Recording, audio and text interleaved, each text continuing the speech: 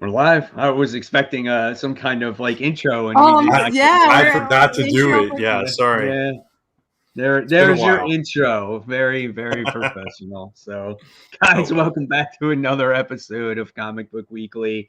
Guys, I am Mike Spider Slayer. Next to me, we have Brant Fowler, What's up, everybody? and then of course we have Kat Comic Uno. Hello, guys. What is up? Yes, and we have another good show for you today. We got some, Flashpoint talk. We got that Spider-Man talk that it was kind of funny. We talked about it last week, whoever the creative team is going to be. And sure enough, it was the next day that news dropped. So we waited a whole week to discuss it. So hopefully you guys will discuss it with us.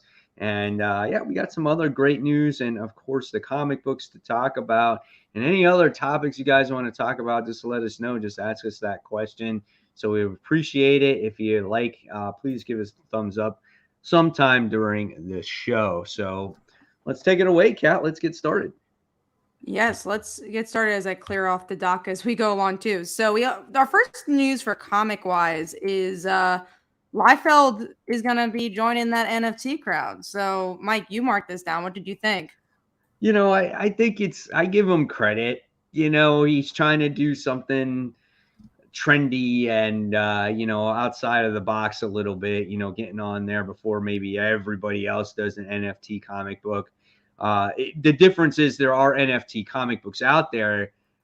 The other thing is they're all reprints, right? So he's got a new book with new characters. So I don't know. It could be kind of cool. I give him credit for trying it out, and I don't know. We'll see what happens for it. Maybe, and then maybe you never know. It'll probably come out in print too. But you'll be able to have an NFT comic book from yours truly, from Rob Liefeld. So excited. Yeah, I don't know if I want that, but I don't think I'll be reading it. That some of this NFT stuff is absolutely insane, though. Like, honestly, my manager that I work with over at Publix, when I worked there, the one day a week that I worked there, he's an NFT guy. Like, he's kind of dabbling in it, and he's got into some stuff, which is kind of funny. And he's got a baseball card NFT, like one of the first ones that came out. And he's saying that this particular NFT card could go for like almost, and there's people in the chat that are much more knowledgeable than him saying that it could go for like 250 grand. And God. Yeah, there's some stuff out there, and he's gotten some comic ones and he's done quick flips on them. So right now it may be trendy, but you can make a quick buck if you are looking to flip some NFTs. Any other thoughts on the big world of NFTs? Let's get Kat a Rob Liefeld NFT for her birthday. I mean, I'll take it. I'll sell it. Yeah. I don't know enough about the whole thing with the NFTs. It's like way out there for me. It's weird. Yeah, it's totally weird. I don't see the infatuation with it, but people see it as it's like it's like Bitcoin or something like that. It's just one of those things that it's digital, and supposedly eventually you could get like all kinds of different NFT stuff. Like you can own like your own land and all this other shit. And dude, we're gonna be in Ready Player One in no time. It's gonna happen. I'm telling you. I forget who it was, but I saw like some big comic writer like praising NFTs for what they could do for like basically working as some sort of a royalty system for artists, so they keep getting money over and over again for stuff. I didn't quite get the whole gist of it, but it was an interesting conversation. I saw that in passing. But. Right. So let's move on to the next. Well, actually, there's some comments if you guys want to pull those up. We have let's see. Thoughts on Sean Gordon Murphy's Batman Beyond White Knight? I mean, I'm interested in it. I've been liking the White Knight stuff. Anything that Sean Murphy does is I'm a fan of, and the cool thing is like he hasn't done anything in a little while now. So the next project that he comes out, if it's this, I'm totally on board with it. So there's no doubt in my mind that I would pick it up. Yeah, I'm I excited. don't. I also read the sequels. You didn't read any of it, right? I didn't read any of it, so yeah, I've got no opinion. Facebook user asks, are you or any of you know when the second print of Animal Castle will come out? I don't know. I know the second issue comes out tomorrow, so maybe it'll come out around the same time.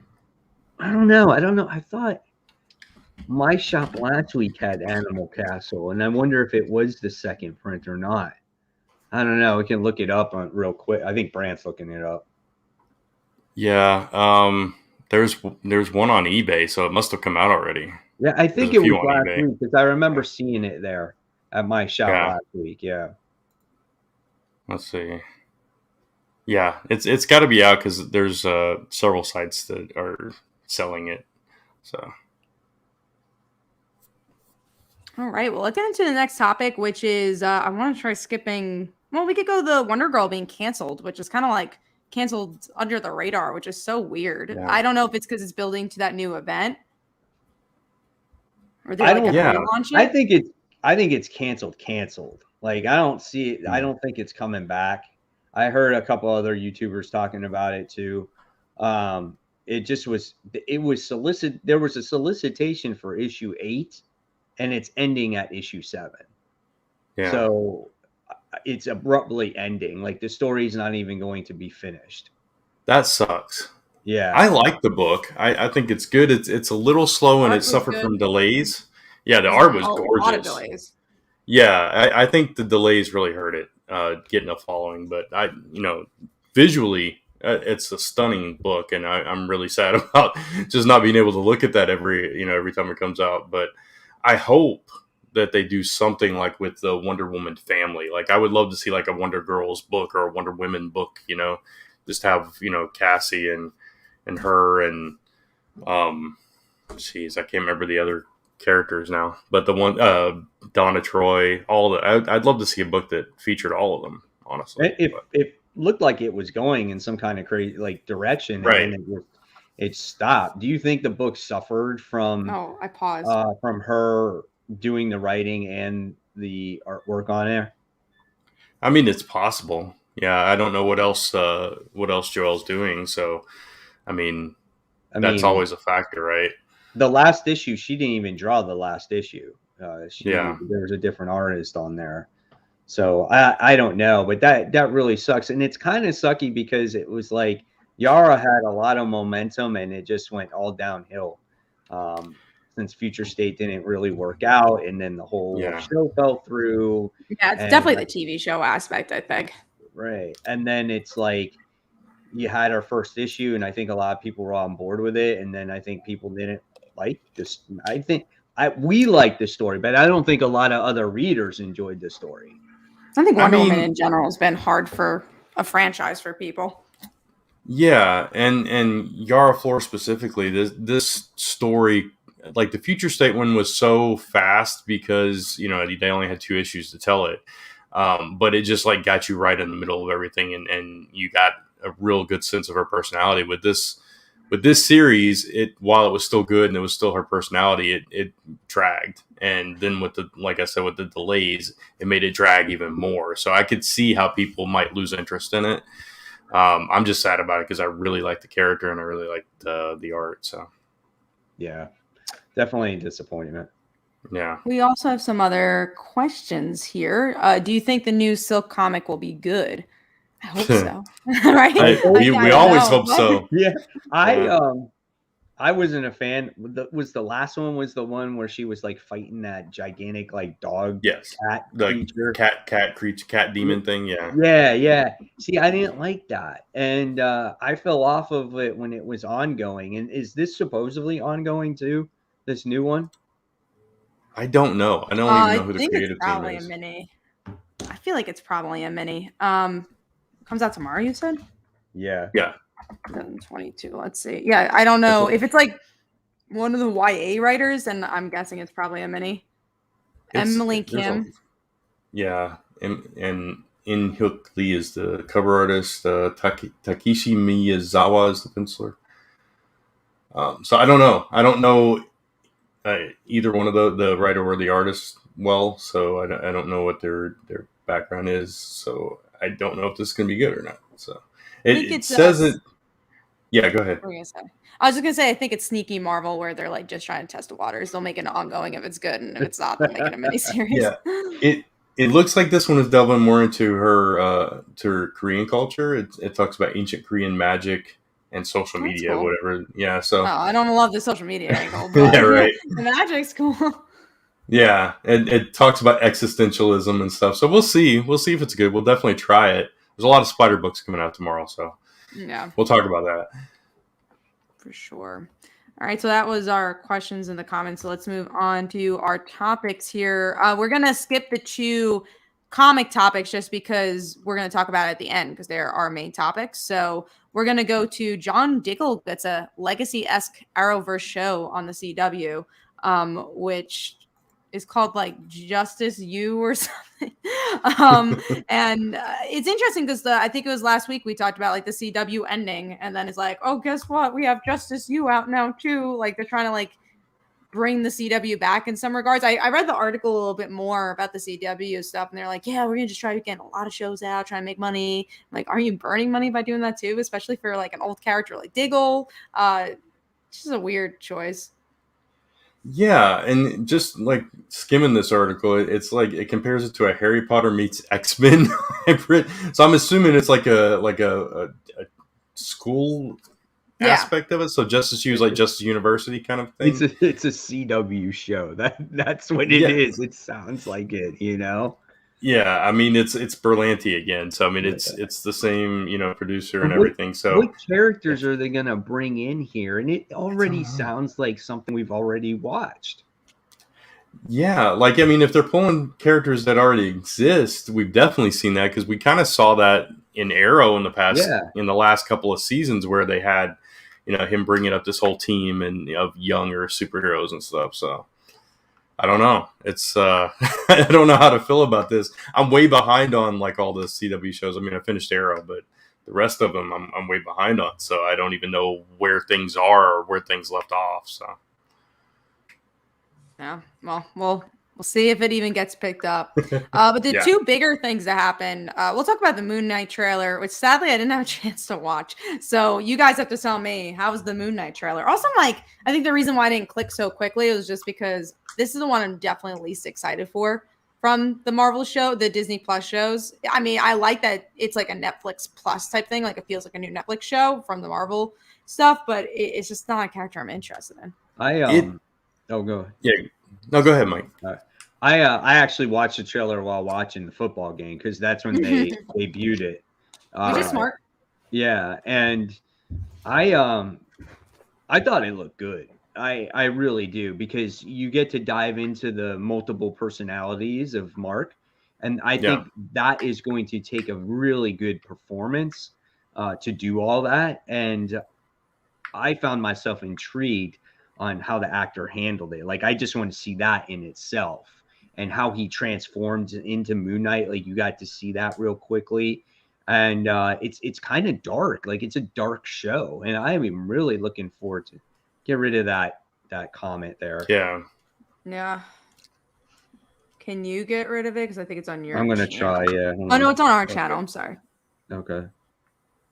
Yeah, don't do that. Not cool. Yeah, no, I agree.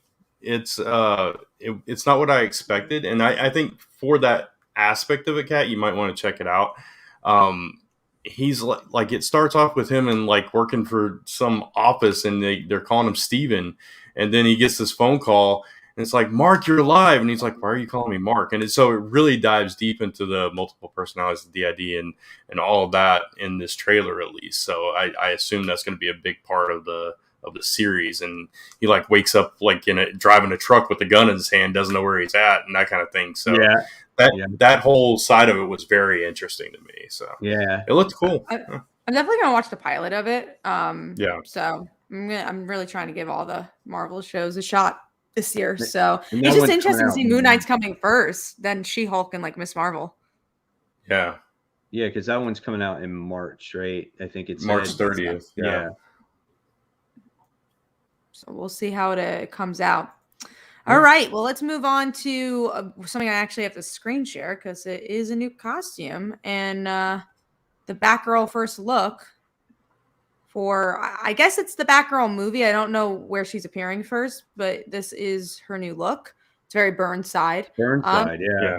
I like Definitely. it. If you're going for the Burnside look, it looks exactly like Burnside. Yeah. I think it looks cool.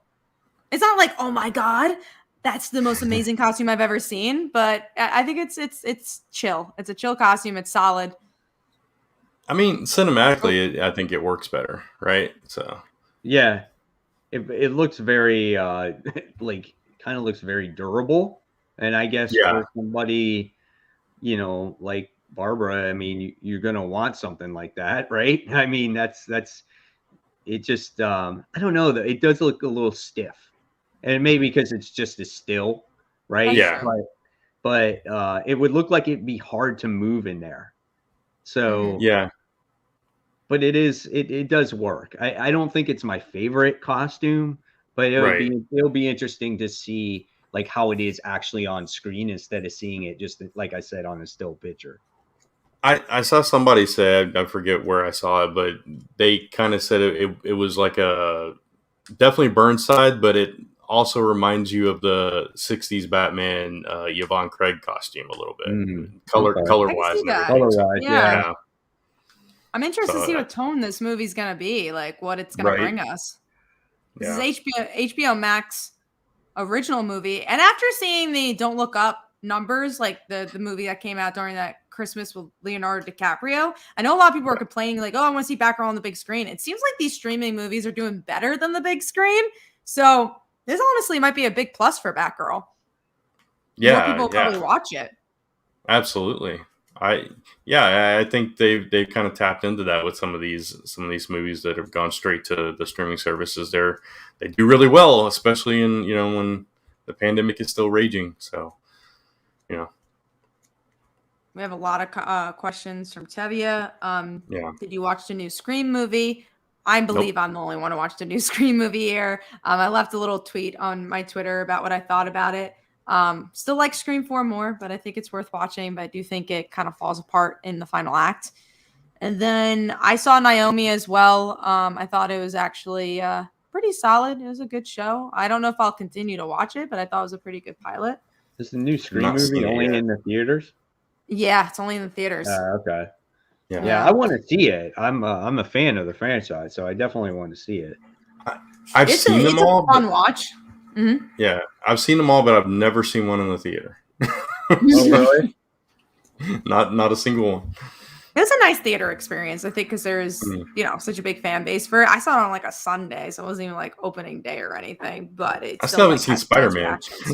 Man, yeah, we're going Thursday. Spider-Man first. Okay, I think this is the last week it's going to be in our theater. So yeah, we're going Thursday. All the times like. Yeah, like today there were 6 show times, and by Thursday there's only 5, and then it's like it's slowly fading away, dwindling down. Yeah. Okay, so that is I think all the media news talk. So we're gonna go into our main conversation. So first we're gonna talk about Flashpoint returning with Jeff Johns after everything that happened with Jeff Johns with the Ray Fisher stuff. He is returning for Flashpoint. I don't know why DC loves Flashpoint so much. I thought it was a fine story. I don't need to return to this. You love Flashpoint? Yeah, I love Flashpoint too. Honestly, that I think when you look at the most recent events from DC, like that was the last really good event that they had. I mean, you had reboots, like you had DC Rebirth, but like Flashpoint, that was a major story. I love that story. I really do. Yeah. And I think DC needs something for people to get excited about.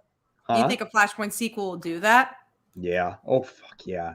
I think a lot of people, and Jeff Johns attached to it as well. I still, he had his, that down period there for a little bit, but I think, things get brushed away and people get forgiven. We don't always know the true story of what happened, but people will be excited that Jeff Johns is back and that he's writing that story. And I think this is something that DC needs. Now, how the story turns out, we don't know. Is it going to be good? We don't know. Will it be a stretch? Who knows? But that initial 0 issue is going to be a pretty big deal. I mean, Radio Vidax, what's there to go back to? And I think that's my concern. It's like it was a one and done story. They did bring Thomas Wayne back in the Tom King stuff, and we all really enjoyed that. Right. I think it was one of Tom King's better stories. I think it always was more interesting that Martha was the Joker, and that's something that like always is like a little bit touched upon in these stories, but never fully like talked about. So if Flashpoint was going to talk about anything, I think that would be really cool to touch upon, because it's the thing that's always been mentioned but never really has been fleshed out. Yeah, and I think that might be where they're going with it too, is touching on that whole thing, and that is a very interesting, subplot of that whole story. So I really do hope that's what they're doing, and they kind of open up some of those stories that they introduced in that event. Mm-hmm. Because I thought there were a lot of cool books about that. And case in point, the Frontline newsletter is returning tomorrow. Just FYI, everybody, if you want to go sign up, you can go to our website. There'll be a little pop up at the bottom, and you can get notified. But I actually wrote a little piece about why I love Flashpoint in it already, so you'll get to read nice.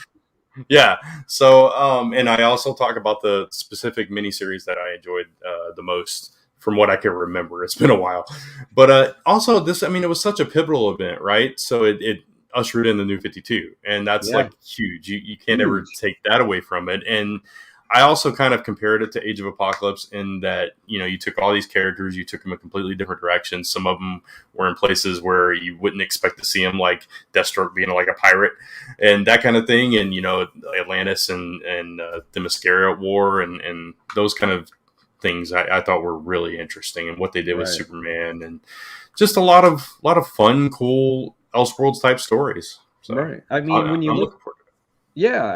look at Jeff Johns and what he did, he wrote that event that led into the New 52, right? And then you look on the flip side of thing, he wrote Rebirth to get back to what the DC heroes used to be like, to get DC back on track. And then things kind of, went south from there. But he wrote 2 like almost bookends, and then there was all the stuff in between, right? When it comes to DC Comics. So that's pretty big stuff right there. And, whether he will duplicate that or not, I don't know. What happens after this, we don't know either. But I'm excited. Yeah. I think there was another question. Let me see if I missed it. Mike Manhattan says, I'm more excited for his Red Coat comic. Have you guys read Geiger? I don't even know what this Red Coat comic is, but I know Mike reads Geiger. Right. I read Geiger, and he's having this whole Geiger verse. Oh, okay. So it's based in there. So there's all these different characters that are taking place in his universe. So that's what his imprint is. I forgot the name of the imprint of what it's called, but he was supposed to have it in DC Comics, and they wouldn't allow it. So that's why he brought it to Image Comics. So, and that's what the Geiger verse is. So I think it's just another character in that universe, and there's going to be more as time goes along. Interesting. Well, let's get into the main topic of tonight, I would say, which is the new Amazing Spider-Man team. 3 of us are very, very big Spider-Man fans and love talking our Spidey. So there's some interesting news here that John Romita Jr. is returning for Spider-Man, and then Zeb Wells is going to be the writer, which do we know what Zeb Wells has written in the past? Obviously, I know his name, but I don't know specifically what he's written. I know he's from Robot Chicken. That's like where he came from, but go ahead. Champions? He did Hellions, it looks like. Hellions he did. He's done some Amazing Spider-Man, it looks like. He did Nova for a little while. Amazing Spider-Man prevents Anti-Venom, New Ways to Live, Avenging Spider-Man, Carnage, Spider-Man Beyond. He's involved in that. Yeah, he's involved in that. Spider-Man. Yeah, he wrote some stuff in Brand New Day, Kraven's First Hunt, a bunch of Spider-Man stuff, a lot of Spider-Man stuff. New Warriors, with Scotty Young.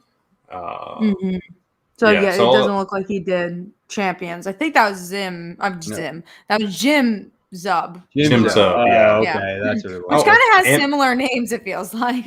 Ant-Man Volume 2, 1 through 5, he also wrote. So. Oh, nice. So that's what Zeb is known for, has done some of the Beyond stuff, which, you know, we haven't been loving. But, oh, man, I don't know. I'm glad there's one writer, so that's nice. But I really am not a fan of Romita Jr.'s art, like, ever. Like, even, like, in the good days, it always felt very bulky to me. It's just not my thing. You know, it's just not my style of art. So I'm not happy about that. Remember Superman, when he was on Superman, and, like, how it just... We personally couldn't read it. Okay, so that was like honestly probably my least favorite artwork that I've ever seen. That's saying nice things, right? That's my least favorite artwork that I have seen him ever do. Period. Like that Superman, his Batman that he drew without a cape. Like he would constantly draw him without a cape. Then he drew that other like wannabe Superman guy. Like, I don't even remember that guy in that run. Like, he most recently did Darkseid in an issue. That was like the last thing he drew for DC. And, you know, I have not been a fan of his stuff ever since he started doing Iron Man back in the 90s. It's a very specific style, you know? It's just very specific. Everything is box. And all the characters look the same. No facial expressions. Like I think Bleeding Cool had a actual preview art from there, and there was what's his face? Oh my god, I totally forgot his name. Dude, who's the guy with like the buzz cut and he's like silver, and he's made out of Tombstone, yeah. Mm-hmm. Oh, okay. Dude, he drew him on there. If you look up that article or whatever it is, that does not look like Tombstone. I mean, not at all. And the other issue that I have is all the lines that he has. Oh yeah, okay, yeah. Here we go. Here's a preview. Here's some good stuff in here. So, all right. So Spider-Man, you know, he looks okay, you know. But his hands are mushed into his face. It doesn't like because of the reds. It doesn't really look great. And look at I forget the bunny's character. I always forget her name. But you don't even see a face there. Right. Well, then you look at the guy on the left, right next to Spider-Man there, and every male character looks exactly like that guy. They all look the same, right? So then keep scrolling, Brent. Oh, that's not me, but yeah. Oh, Kat, I'm sorry, Kat. I didn't know. So we don't even know. So again, who the guy with the hat? Like, who is that guy? You know? But that's Tombstone. I hope it's not Peter. Yeah, isn't that that's Tombstone? Yeah, that's Tombstone. Not looking hot in there. Come on, like seriously. And there's, you know, Zeb Wells. I don't have an issue with. I think he could do fine if he has a story to tell. Look at those. It just doesn't work. You know, I looked up artwork from old John Romita Jr. when he first started doing Spider-Man, and it actually looked really good. And then the 9/11 issue is a good example of that. The Amazing Spider-Man 9/11 issues a good. Yeah, well, when you look at Straczynski stuff, yeah, but he even drew Spider-Man well before that too, and it was much better back then. But I don't know, man. Again, Zeb Wells, I'm on board with. I get maybe they're trying to do maybe more of a street level, maybe classic look for Spidey, but there's so many other artists out there that you can give the job to. You don't have to bring back Romita to draw Spider-Man. I think he'll probably draw a really good first issue, and then it's just going to deteriorate from there. That's the first issue. We already don't like it. I mean, the only artwork that I can say that I don't mind from him is Kick-Ass, because Kick-Ass is its own book. It's its own, you know, character that nobody else drew, and it fits kind of that gritty tone. And maybe again, that's what they're going for here, and they're thinking, oh, that might work, you know. I don't know, man. I think the thing with that book with Kike is that that's all we, like you said, that's all we've ever known for that. So it kind of fits because of that. But Spider-Man, I mean, just I don't want to like totally hate. It's not my favorite art style. I've been very vocal about that on the Life of This Show. It's boxy, it's flat, it's like the lines on the face and everything. Yeah, there's not a lot of energy, you know. And we're talking about like Spider-Man right now, and we know, guys, that this is older news, but we never got a chance to express what we wanted to say. I think it came out like that Wednesday after our show. And I never even did a video because I wanted all three of us to talk about it. But not even thinking about like Spider-Man, like he's supposed to be, has all these crazy poses and, you know, again, a very dynamic looking character. But, right, think about the other characters on this book.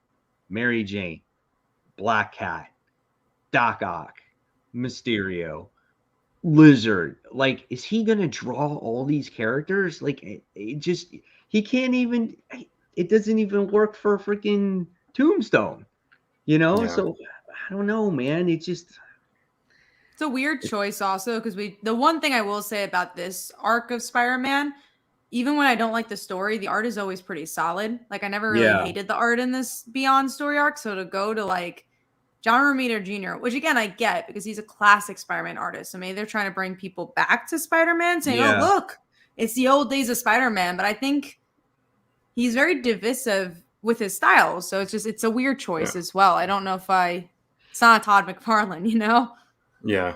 We got a super chat. If you didn't so let's new type JB for $5. Thank you so much. Do you think Ben Reilly only worked on as a youthful foil to married Peter back in the 90s, and since the marriage doesn't exist anymore, Ben feels redundant? Yeah. I wish I had more to say to that, but yeah. I mean, if they would figure out something to do with the character that made sense for the character and didn't like completely ruin the character, that would be great, but they haven't been able to do either of those things ever since the Clone Saga. So yeah, I love Ben Reilly. I love Scarlet Spider. I love the New Warrior days, but everything they've tried to do with them since has just fallen completely flat. We got Tony Stank says, are they trying to get us to stop buying Amazing Spider-Man? They might succeed. Yeah. Maybe not for the three of us, but for a lot of people. You know, and that's kind of what's interesting about this Spider-Man stuff is that it's not, you know, Batman, they keep trying to make it exciting and they're like, oh, well, you got to pick up Batman now. You got to pick up Batman. I'm trying to think if there's a Marvel equivalent to that. I'll say they're trying to do it with the Avengers. They're not succeeding, but at least they're trying to inject some excitement. And they're like, oh, She-Hulk War, here it is. Spider-Man, they're not doing anything to make it exciting. Like, how are new people going to jump on? Yeah. Can you highlight I guess I can do it too, but the architectural form. Oh, yeah. This one. It disappeared. But anyway, talks about the storytelling chops are incredibly dynamic yet crystal clear, filled with energy, very kinetic. I get if you don't like the way he draws faces, but art is more than the style.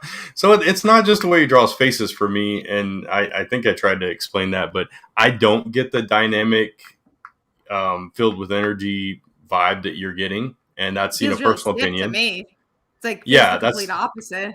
Absolutely. I feel like it's stop motion. it's just like everything's in slow motion with Romita's art for me. He's very and flat. It's just, so we just don't, we're not fans of it. That's fine that you are. That's great. All art is subjective. So I just wanted to put it out there. It wasn't anything just about, I don't like the way he draws faces. Like, I know Mike was talking about the faces in particular, but it's much more than that for us. It's the whole package of the art, and it doesn't feel energetic at all to me. So, and I feel like with the faces, it's not even the expressions. It's just all those lines. I think that's what really hurt Tomb Raider. It's like this Jim Lee style of line work, but I don't even like Jim Lee's line work sometimes when there's a lot of lines on faces. It's just not the thing I like. I know artists do it, and there's obviously a style to it. I just never have liked that because it takes away from the realism for me. Yeah, I just think Yeah. it's just every character looks the same when he draws them, and Mm, that's the only that's why I brought up the faces. But it's much for yeah. me. It's just much more than the faces in itself. It's just like everyone is just really boxy, flat, like you said, the line work and all that other stuff. And in a title like Spider-Man, you're looking for energy. You're looking for 3D. You're looking for the character to pop out of the pages. That is what you're looking for.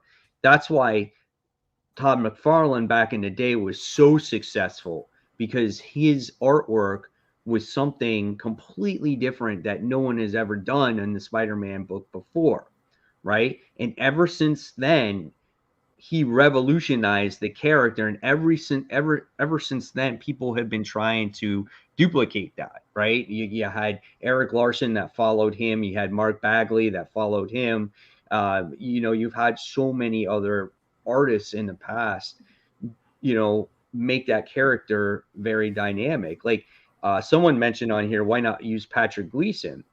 Hmm. Patrick Gleason would be fine for me too. He's done some great issues in the run, Yeah, I really so liked his art. There's another artist who's newer, and obviously you want to sell the book, but the one who did the hospital issue where Mary Jane kind of saves the Yeah. day. I think we were actually not on the show for that one. I love the art for that. I think that's the best art we've seen from the run thus far. I think it's like a newer artist. Mm. Even I don't know who did this week's issue, but even that one, I would take that art. So, yeah, that Yeah. was Paco Mandina. Paco Medina. Oh, Yeah, Yeah, Paco Medina did yeah, this. absolutely. he's really good, and the colors Mhm. that he uses is really good too. Like again, the color really brings that comic book to life. But I've enjoyed the artwork there. I love the characters' facial expressions. It's just you want to feel the emotion. That's why I always say faces, because when you read comic books and you see facial expressions from the characters, you want those facial expressions to draw you into them. You want to feel their expression, right? When you're reading that dialogue off the page and you're like, damn, man, that shit's intense. When you read that or you look at that expression and they all look the same, there's no emotion there, man. Yeah, I do get that point that a lot of artists draw every face they draw is similar, and I think that's a thing with artists where if you look at a lot of artists, their faces will resemble themselves, and it's just because that's the face you see the most every day. You Sure. look in the mirror, you see your face. Absolutely. So yeah, like Frank Quitely in the Grant Morrison X-Men run, I think every face in that in that book looked similar. And if you look at Frank Quitely, there's features that are similar to that. So yeah, I get that argument, but at the same time, like Mike was saying, you still have to have those expressions and that personality in those faces, even if they do look a little similar. And I don't think we get that from him. You can disagree, that's fine. But we have talked about this before, that his style did definitely change since he did those original Spider-Man issues that he did way back in the day. He like morphed his style and kind of made it his own personal thing, and Right. we're just not fans of that. So, Right. I just remember when he first changed it in that Iron Man series that he did back in the day, like Armor Wars or yeah, whatever it is, and yeah, and then he did it in like I guess it was the New Avengers. When they did that first reboot, he did a lot of the cover art on there. It's just a lot of stuff that he did, and it's obviously it's distinctive. Like you can tell it's him. So it's like, hmm is that a good thing or is that a bad thing? It depends if you like his art or not. yeah, And in a way, it is good because it's like, oh, hey, look who it is. It's John Romita Jr. Just like true, J. Scott Campbell. You look at his artwork, yeah, right away that it's him. There's so many people out there. Roberto Ramos. You see the way yeah, his characters are drawn, it's the same thing. So you can pick out certain artists right away. right, yeah.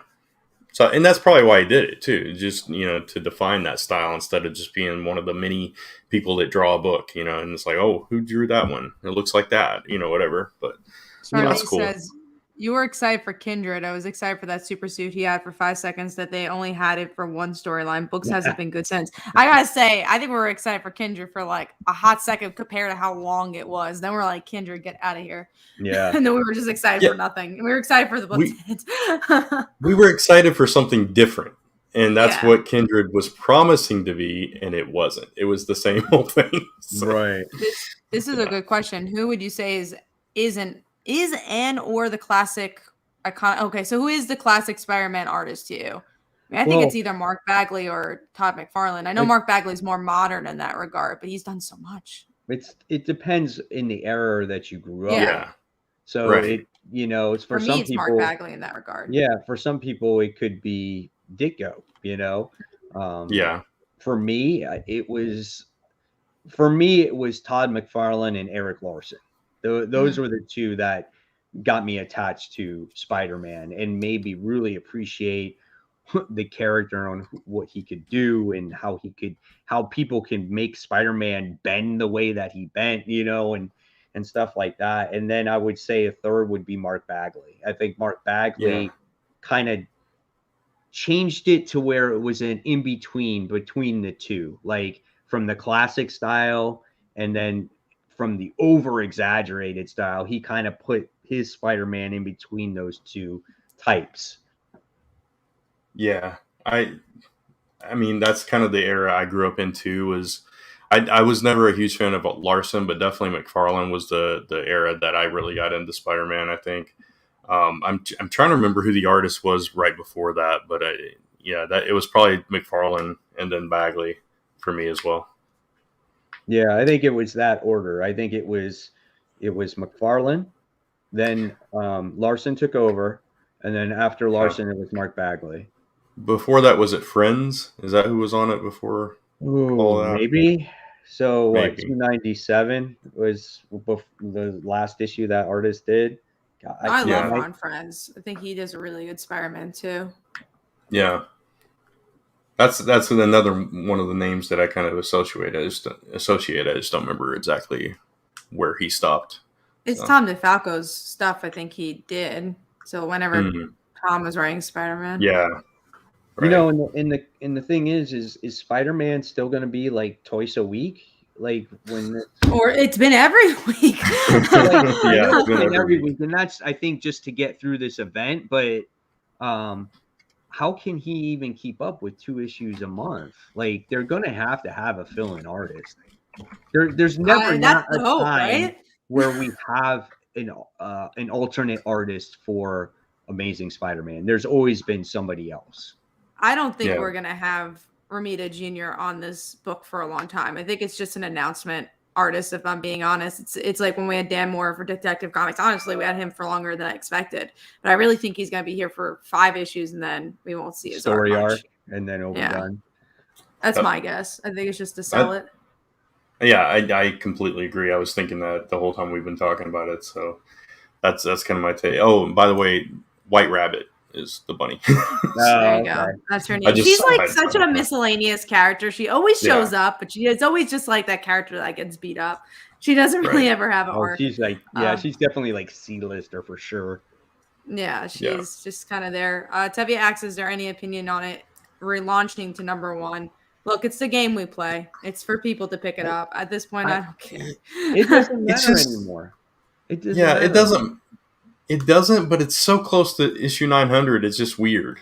But the thing is that they'll go back to it. It will be 900. Mm-hmm. Yeah, because they keep track of the legacy numbering, which is smart. That's perfectly fine. And they announced that, and it says it on every single book. So technically, when issue 900 comes around, or whatever it is, they'll go and pass, and then once we get to 1,000, they'll say 1,000. I'm fine with it. As long as they keep track of the numbers, I'm okay with that. Let them start over. Yeah. If it's an easy way to get people to jump on board a new volume, then that's fine. Right. Yeah, I agree with everything you just said. All right, guys. I think that is wrapping our Spider-Man talk. I'm sure we'll have a lot more to say about Spider-Man, even in our top 5 books, which we're going to go to. So what our best, or what are our top books right now? What's our first book we're going to talk about? All right. Big books is what I was looking for and could not find that word. Before we jump into it, we do definitely have spoilers. Probably everyone has read their books already, but we want to make sure we give that out there before we spoil stuff.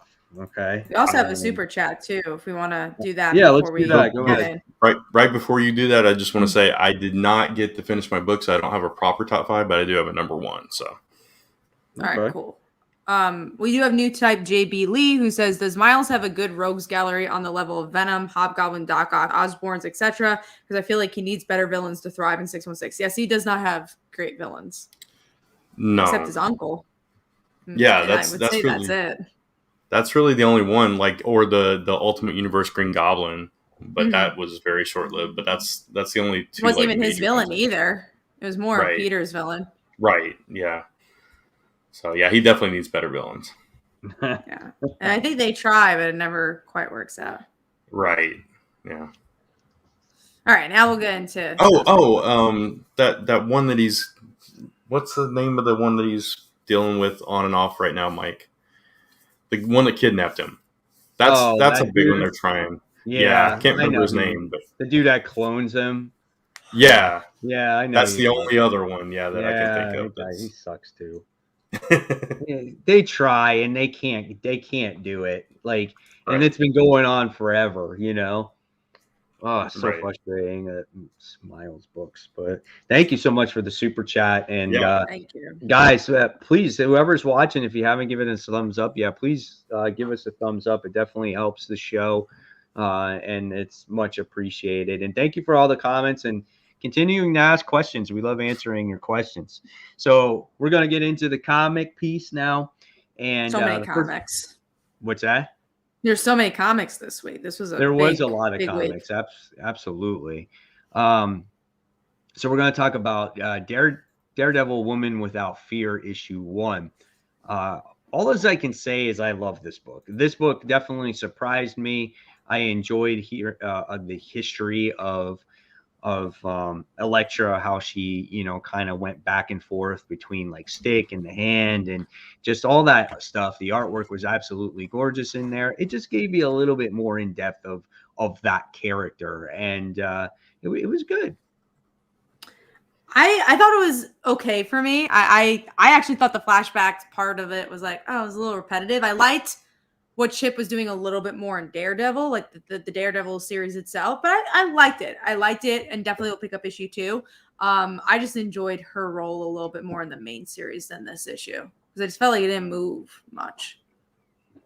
Yeah, I mean, I liked it, and I felt like the flashbacks made sense. I get the, like, when it was like, I was 6, I was 12. That was a little repetitive. I agree with you on that. But, it still kind of fed into the story where she was, going back to her old haunts and that kind of thing. So I got that from like a cinematic point of view. But I really liked it. I thought, the voice was pretty clear here for her. And she's still I hate that she's still struggling with like, I've chained myself to this morality thing right now. I mean, we've heard that over and over again in the main series. So we didn't really need that here. But if it's like, first reader kind of thing, you reestablish that or whatever. So and I think that's what they were trying to do there. Yeah, exactly. So I thought it was fine, and learning a little bit more about her past and kind of fleshing her out a little bit for people that don't know her as well. I thought that was fun. So, what do you think about Kraven the Hunter showing up at the end? I did not expect that. Yeah. So that was a nice surprise. Yeah, that definitely came out of left field. I'm like, whoa, wait a second, what's he doing here? Yeah, especially because he usually goes after animal team people. So why is he going after Elektra? I guess because they're just good at hunting? ? Yeah. So, all right, that was pretty cool. I mean, I like the book too. I thought it was fun. It was entertaining. It's a good book to get you into Elektra. So that's really what it was for. All right, let's talk about a book I didn't read, and somehow it did end up in my pull list, but I didn't read it because I said I wasn't going to read it, and I bought it, but I didn't read it. And this is Batgirl's issue 2. So what did you guys think of this issue? I don't think it's up your alley. I would definitely say that. I knew that after the first. It's barely up ours. Yeah, no, exactly. We love these characters, and I still like. It's like I'm reading it because of them. I don't know if I would normally read this if it was characters I didn't know. I think I would have dropped it with issue 1, but it's fun. I don't think it's the right plot, but I like them. I still like them, and I that's it. There's not much else to say about it. The de-aging in this issue was so much more evident, and I did not like that. Batgirl pierced Cassie's ear, like there's a whole scene and just like seriously. That's what I'm saying. It was like, oh, why are we doing this? And she didn't even take her to a place. She was like, oh, I've done this before. It's been a while. Now let me sterilize this spike and just stick it in your ear. It's like, okay. And it looked perfect. There was not much pain. No blood, nothing. It was like, blood. oh. It was fine, So she's still more like the motherly figure instead of like a coworker or a peer to them. For sure. Right. I think she calls Nightwing in this issue about it. Yeah. Right? Yeah, exactly. Even though they're going joyriding in a car. I mean, so none of it lines up. But yeah, I don't know. It's fun, but it doesn't make any sense with anything else that's going on, and the de-aging is really starting to get to me, and I don't know how long I'm going to stick with it, just because I love the characters. I want to like this, but yeah.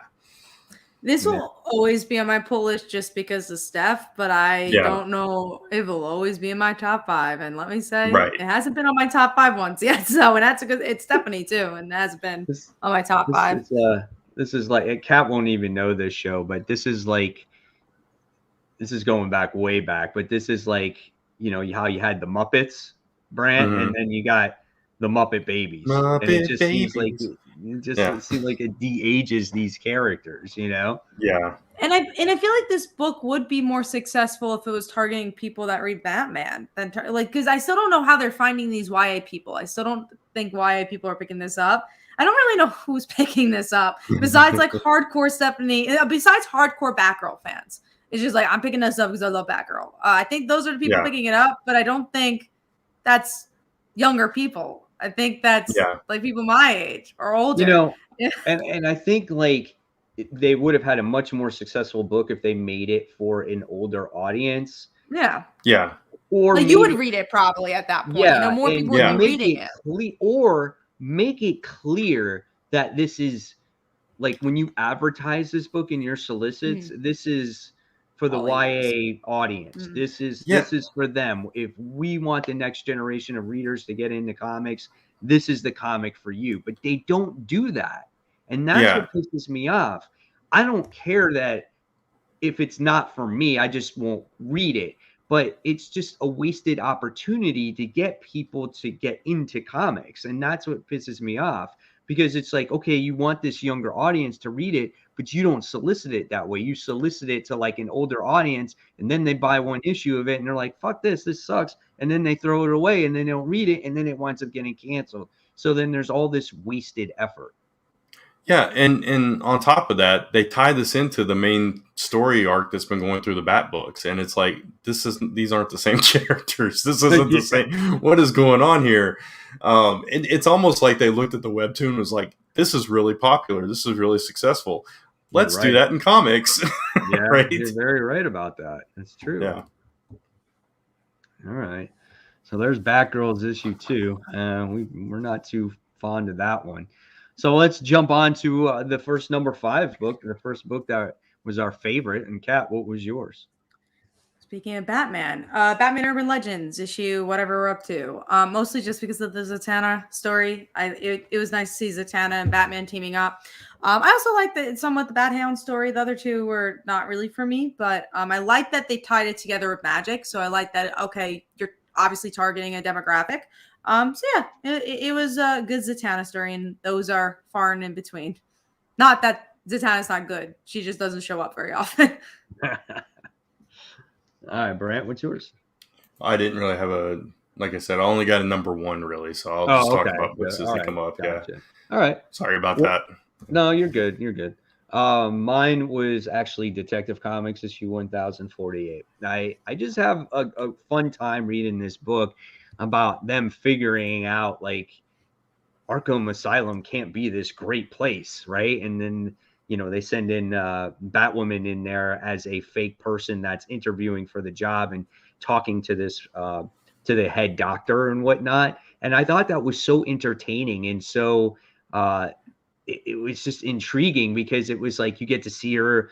Barbara's in her ear and she's like, oh, make sure you do this right. Make sure you're asking him these questions and why don't you go explore downstairs? And I love that, and you get to see she was kind of nervous about what was going on so she wouldn't get exposed.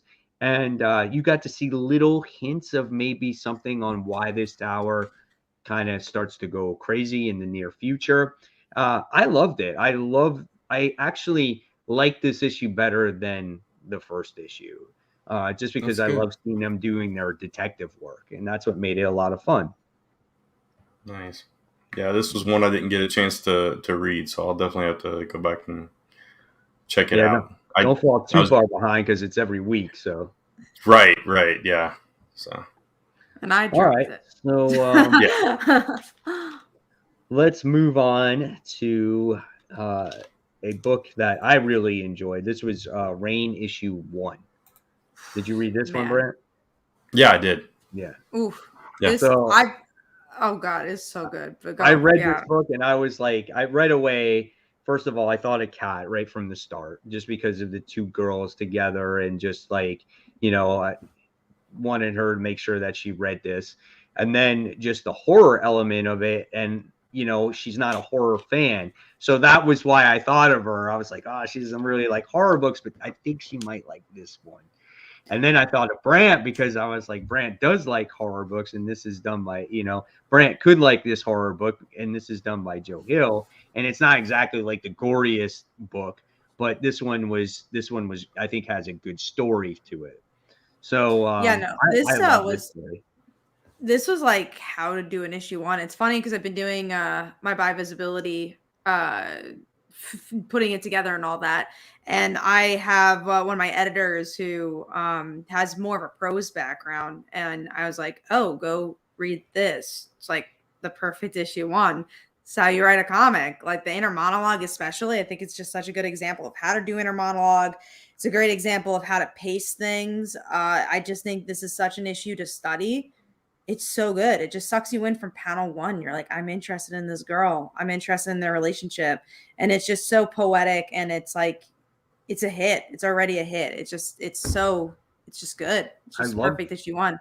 I love the introduction to this book. Like, she explains to you that this horrible event happened, and she explains to you all these people that had already died. And as the reader, you like get attached to these characters, but they're already dead, and you're just waiting to see how they actually died.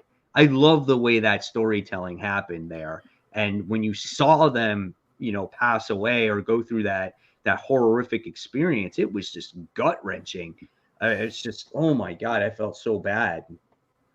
Yeah, that's one of the things that pulled us into Seven Secrets, right? Because we learned that the main character is dead at the end of it, and so we're following his journey and everything. So it's also interesting that I believe it was last time we were together that we were talking about I was talking about how Lock and Key was the only Joe Hill book that I've ever been able to get into. So it's interesting that this came out, and this was one of the first books I read actually, and I did really enjoy it. So for all the reasons you guys said, it's the character building throughout this, especially with her inner monologue and kind of walking you through this whole thing, and you're just waiting. You're anticipating this thing that's going to happen all issue long.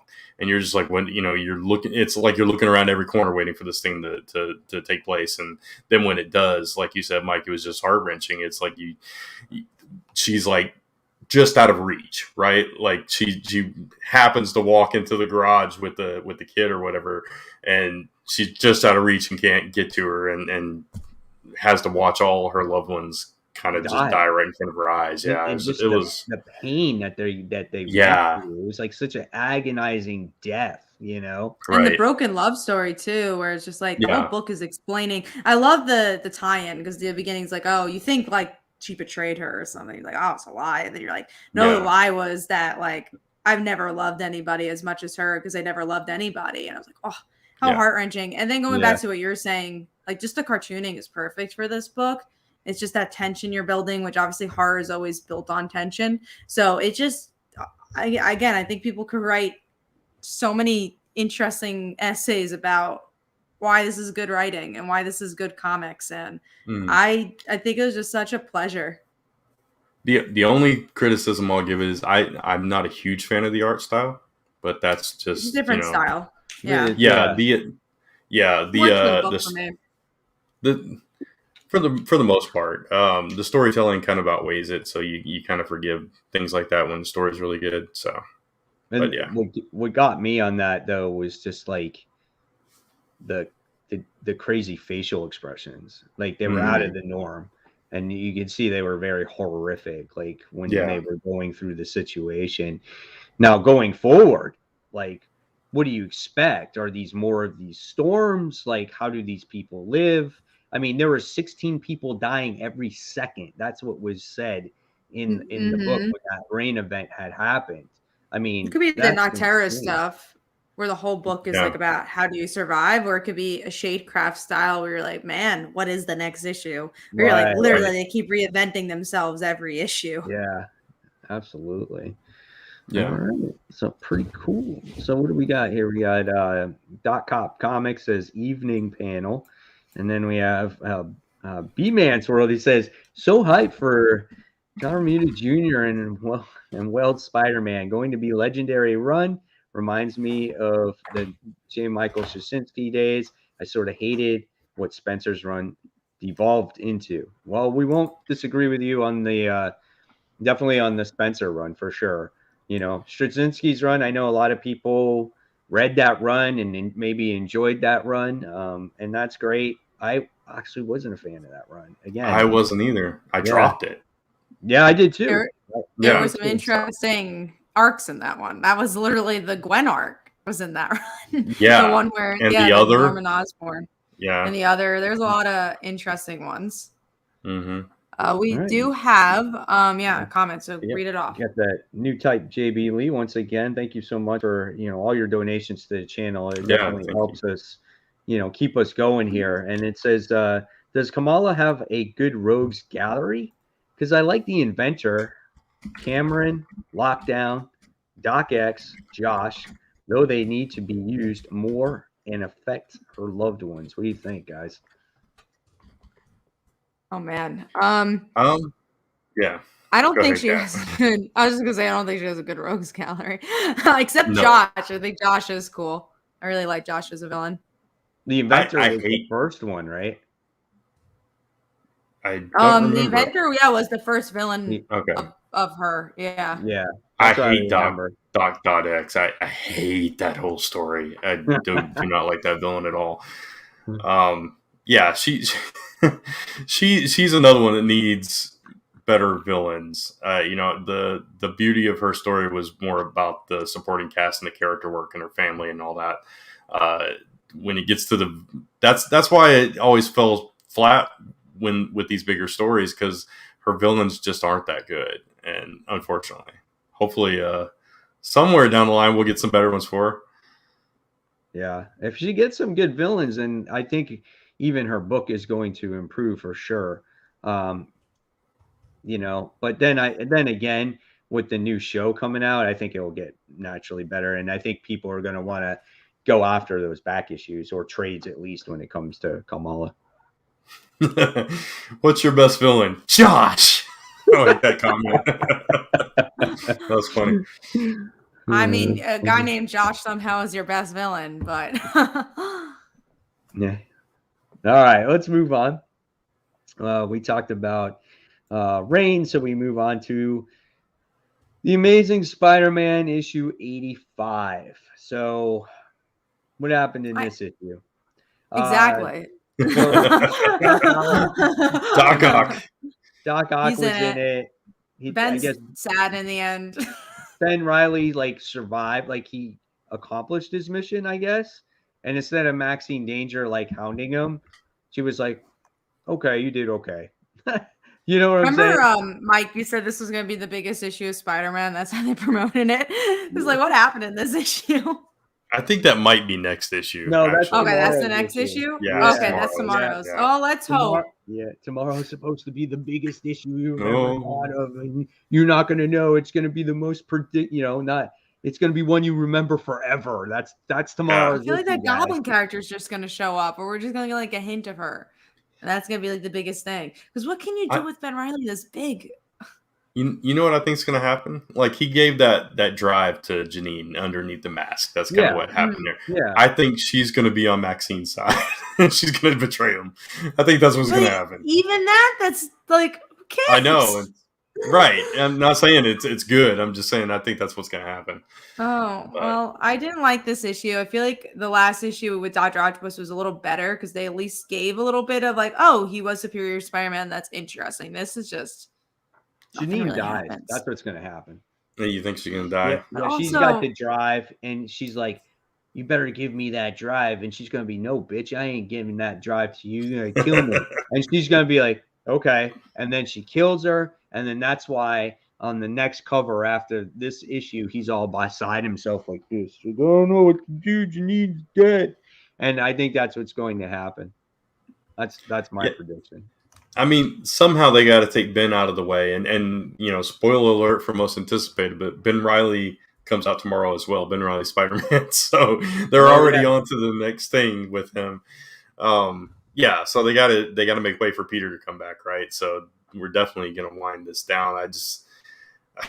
I don't know. This arc has not been great. I mean, they wasted panels with him running into a fish. And I put this in my panels. And sandwiches. Right into the sandwich shop where these sandwiches were talking to him. Like, come on, dude. Like, this is what Spider-Man has become. Talking sandwiches. And you have one of Spider-Man's greatest foes.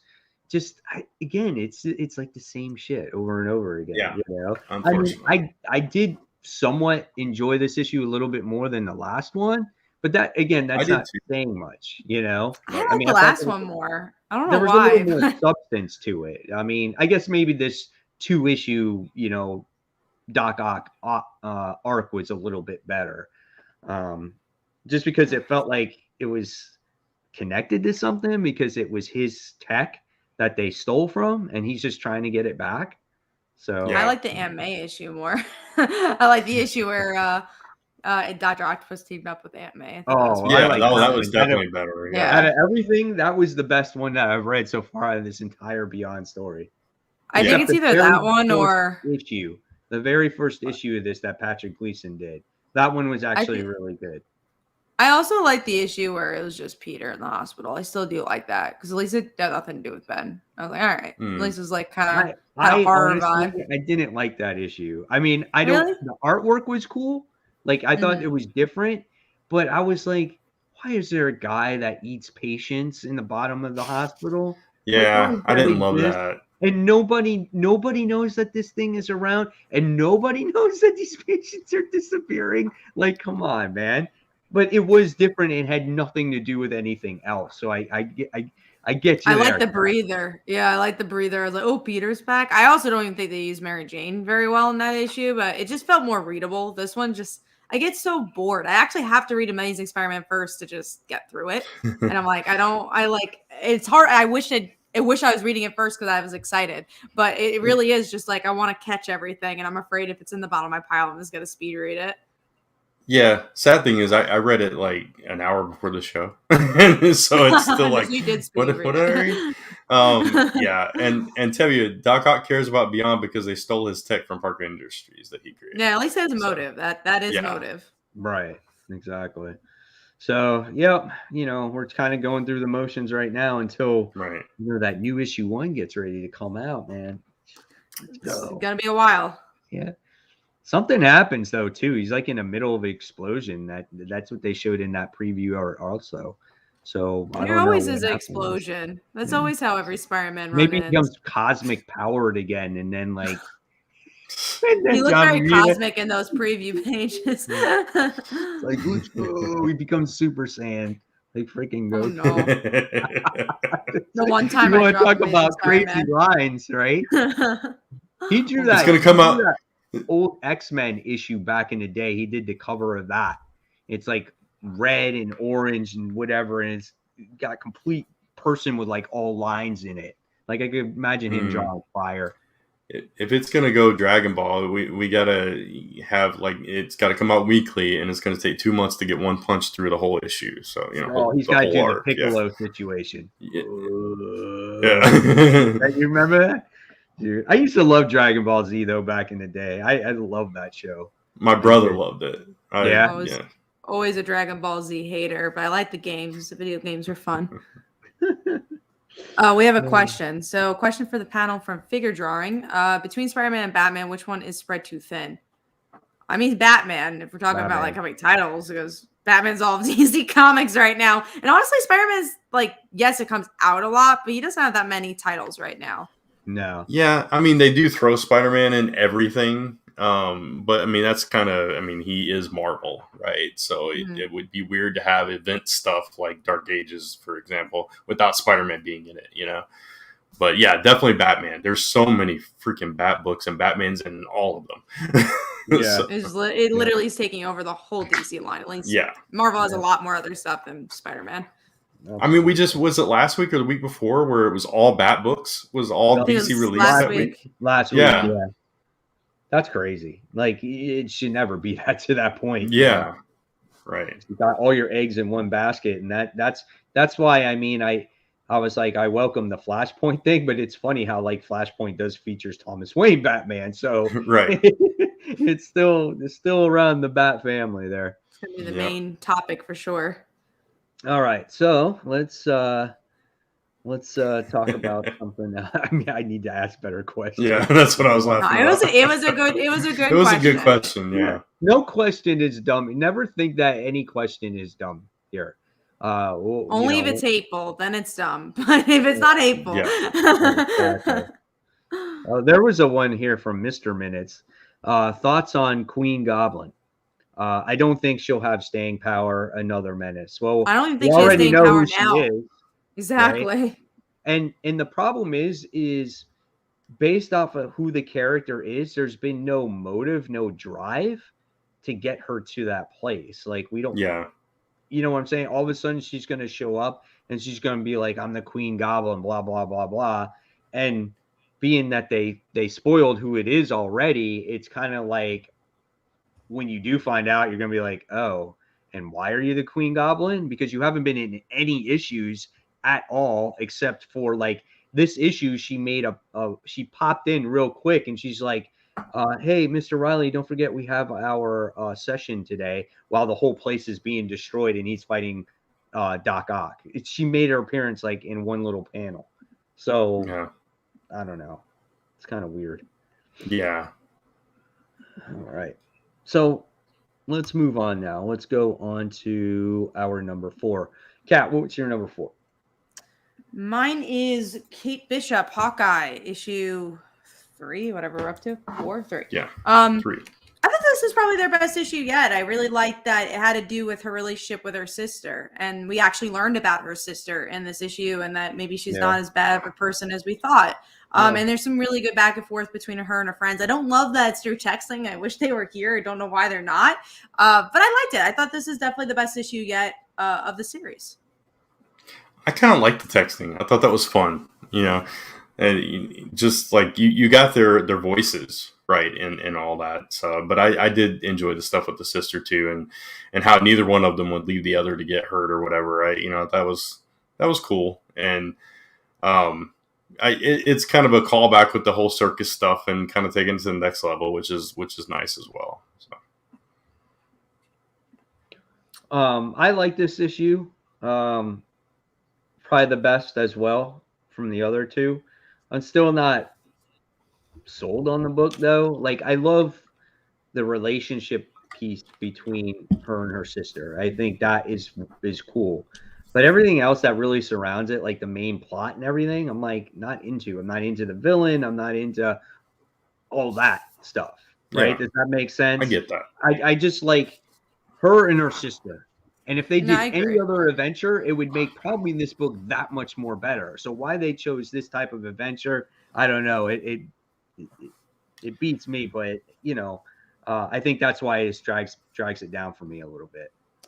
I also don't love the art style for the book, but I think that's also sometimes it gets a little gritty, which is weird because it's supposed to be a very light book. It's just like very sketchy, I guess is the best way to put it. The line work itself, not the colors. But yeah, I hope for the best. I know it's like only a 5-issue mini, so I think it works for that. Yeah. All right. And Brent, what's your? I forget. Sorry, That's just all right. habit of always asking. Yeah, you. yeah, of course. So my number 4 is what is it? What is my number 4? I think it's Daredevil. Yeah, it's Daredevil, Woman Without Fear, and we talked about that book already. All right, so let's move on. Let's talk about Dark Ages issue 4. So this is the continuation of Tom Taylor's last work at Marvel for quite a while, and this issue had to deal with our heroes going after Apocalypse for what happened in the last issue of what I think it was what Quicksilver killed Human Torch, I think it was in that last issue. And we get to see all our heroes go on this, pirate ship and or whatever boat or whatever it is. And bad things happened. I felt like this issue was a lot slower. And it was kind of like that lull between the major action that happens, except for the death that you wind up getting at the end of it. And it was kind of abrupt. And I felt like one of these deaths didn't really mean anything. They just kind of did it. Like Tom Taylor just did it to do it. I felt like in this one. So this one wasn't as exciting as the other ones. It wasn't really emotionally driven all that much. So I thought it was okay, but it wasn't as strong as the other issues. Yeah, I thought it was a little fan servicey. This one is just like, oh, cool, that character shows up. Oh, cool, that person has a daughter now. It was just okay, and it's so hard because again, we talked about this last week. We compare it to Dark Knights of Steel, and right. It's so similar because they're both Elseworlds. So it's like, how do you not compare it? And this, it does feel a little fizzled out, but there are good moments in issues. Like again, we had the Human Torch moment last issue. Just this one didn't really have the oh wow that just happened. I completely disagree with you both. I really like this issue. I'm ready. Yeah, I mean, I did feel like the death meant something. I mean, it's Nick Fury, and it's they're safe, and all of a sudden the spider sense, and then there's these ghost raiders, which come out of the sea, and the whole battle with Ant-Man and Fing Fang Foom. It may have been fan servicey, but I was serviced, so I was enjoying it. And I thought it kind of made sense. It's like it was a helicarrier. It was like an old shield helicarrier is what they made into a boat. Right. And I mean, you got to see like Black Panther and Storm back together. They have a kid and that kind of thing. And May and the kid kind of stowing away. And I just thought it all came together nicely. It was getting you from issue 2 to issue 5. I get that. It's point A to point B type of issue. It really was. Exactly. It was a bridge. Yeah, but I liked all the elements in it. And I thought it was one of those, it was like an important issue to have. Like if you think about it in terms of, I always go back to movies and stuff. You always have that scene in these big epic movies where everybody's like, okay, regroup, gather together, go out after the thing. You got to have those kind of transitional moments. Right. But I thought they did a good job not making it just kind of boring, interlude kind of thing. So right. At least stuff still happened. So I had fun with it. No, I didn't not like the issue. Yeah, I liked the issue. It just wasn't for me. It wasn't as strong as like the other issues that came out previous before that. Yeah. So that was that. I mean, I'm not a huge fan of Fing Fang Foom. I never have been, but I mean, I thought it was kind of cool that the Ant-Man wrote him. I thought that was neat, but I don't know. I was like, okay, Nick Fury's dead. Big deal. I was like, well, especially because Tom Taylor kills a lot of characters off, so he didn't do it in like as much of an emotional way, in my opinion. But right. And what did Nick Fury do in this comic book?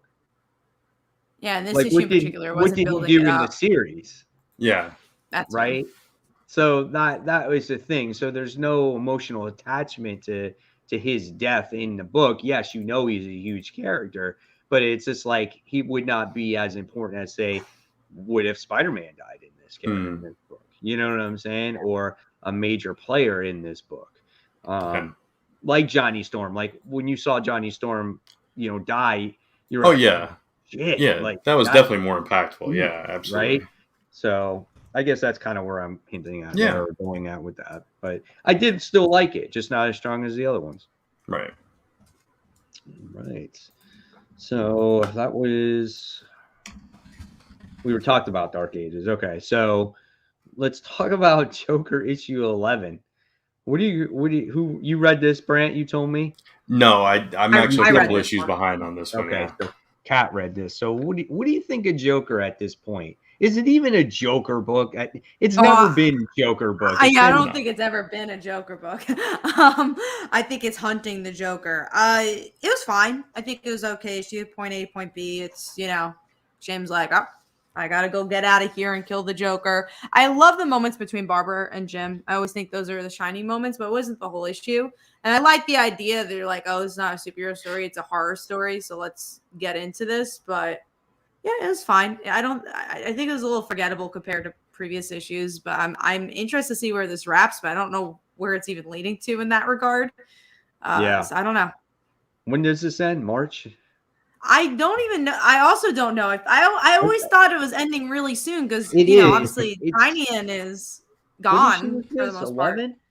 This is 11. This is 11. I think it ends at 13 or 14 or something like that. Because I know it ends really soon. I remember when Tynion was leaving, they said that it was ending sometime early 2022. Yeah, I don't know if they gave an exact date. Yeah, I don't know. I'm trying to find, okay, so issue 13 comes out in March, so I don't know. I didn't really say it was the end, though, so I don't know. I feel like this series is okay. It was so much better when it first started. And it had a lot of promise. And it had a lot of promise. And I feel like it's kind of deterred from what it was, right? It was just like, because he left. He was always supposed to be a bigger story, and then he's like, "Well, I'll make this a little shorter." Right. I mean, it was like Commissioner Gordon hunting the Joker. He's got this credit card where he could do whatever he wants with, and then it's just like he originally got to the front door of the Joker, and then ever since then, it's just, I don't know, man. I feel like this book could have been a lot shorter. Honestly, I agree with that. I keep thinking, like, is this the last issue? Like I said, but there's issues I like there's issues I really like. There's one issue that was the reveal of Jim Gordon Jr. being the Talon. I thought was super interesting. So I think every once in a while there's a really good issue, but then most of the time it's like, here's point A to point B again. Right. Yeah. So I don't know. We'll see what happens with that as we continue to stick with it through the end. All right, let's move on to our number 3. Kat, what was yours? Mine was May's book, issue 5, which kind of ended the way you think it would end, and I'm happy for that. I didn't want to be surprised where it's like, oh, she's real and she's actually in this weird place. It really is just a metaphor for grief and having to let people go, and I'm glad that was the story. I know it's a sadder story, but it's a more real story because this whole book's been a metaphor for grief. And it's a story about moving on, and I think they did a really good job wrapping that up. Yeah, absolutely. I agree. I got this book 2 weeks ago. My shop had it. Oh, wow. Okay. Yeah. So I read this 2 weeks ago, but this is a phenomenal story. It's sad. It's depressing, and it always has been.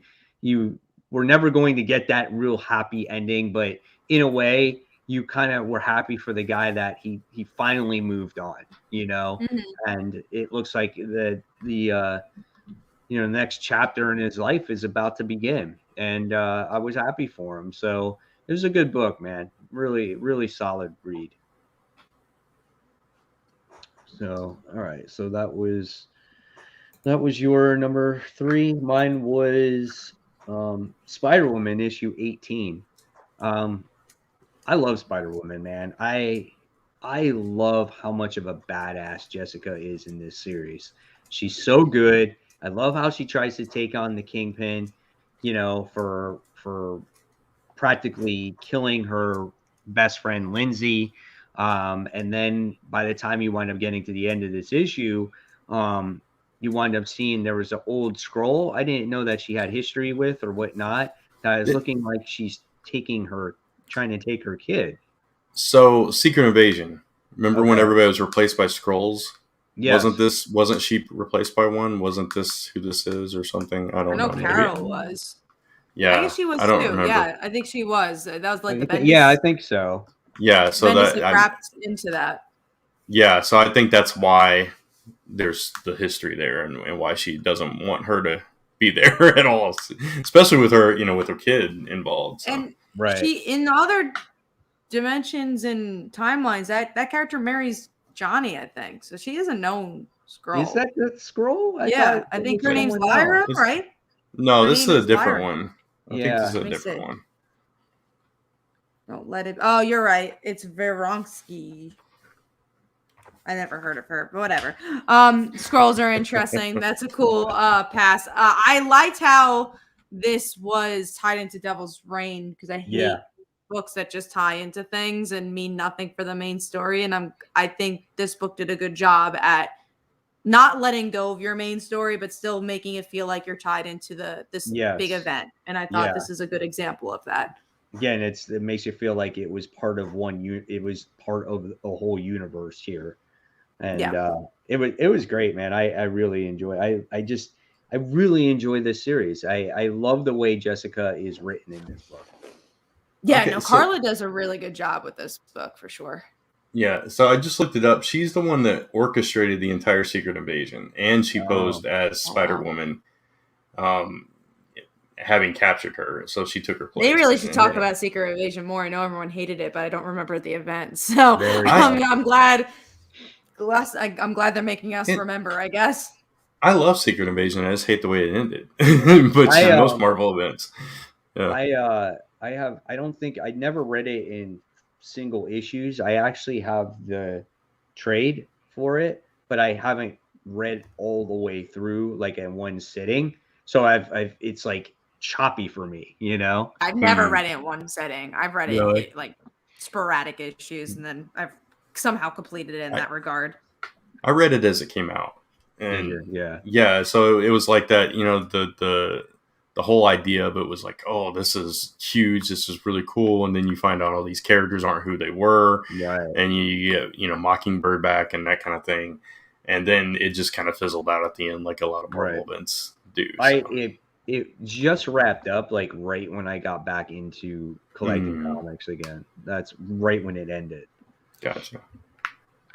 All right, so let's move on now to, let's see, that was our number 3. So let's talk about, we can't talk about it too much because Brant didn't read it, but Robin and Batman issue 3. Yeah, I got about halfway through it. Yeah.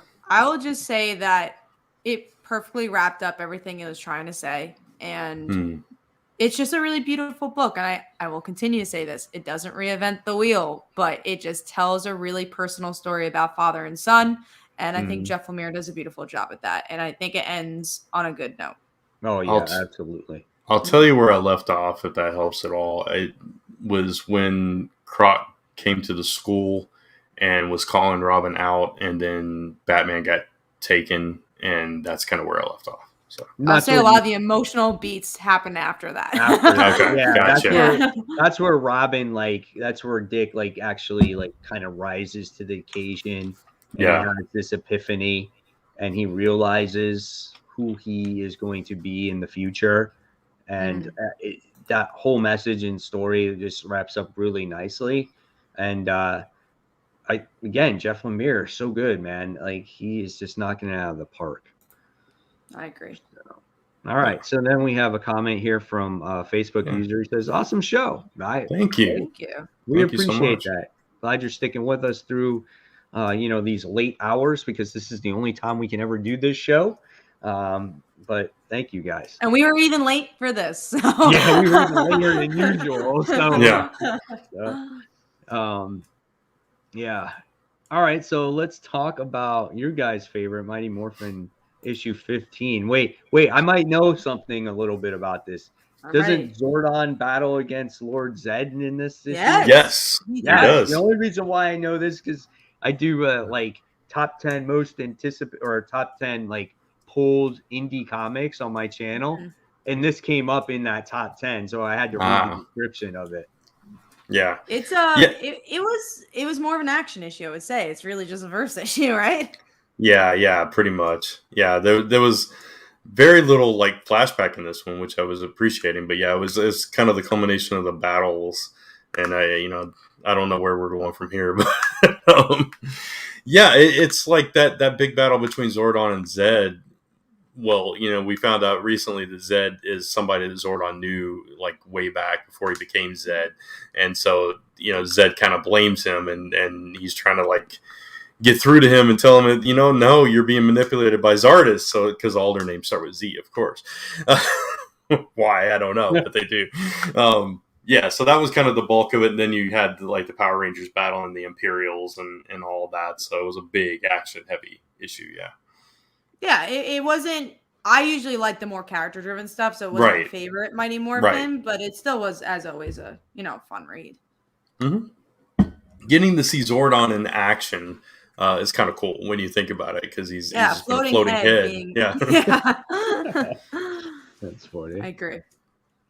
All right, let's move forward to number 2. Kat, what was your number 2? Mine was Robin and Batman. We already talked about it. And that was mine as well. And let's talk about everyone's favorite book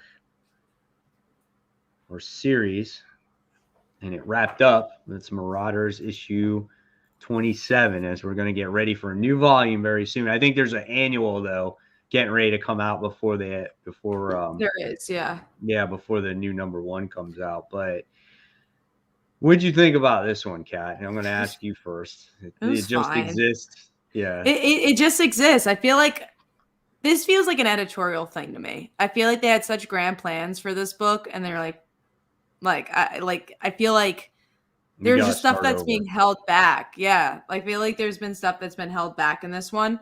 So I don't know. It just like, why is Emma leaving? Like, what is, because it just seems like these characters have to be used for other X-Men titles. Yeah. So like Emma maybe would have been a bigger character if she didn't have to leave. Like a lot of this feels like it's being wrapped up because these characters are being used in other places. Yeah. And that feels weird. That's why I feel like this ending went down a little bit for me. Yeah. There were some fun moments in this. Like I thought all the stuff with Lourdes was fine. Iceman fighting the Ice Giants just to see if he could and calling out for the ones that Thor fights. And that was fun.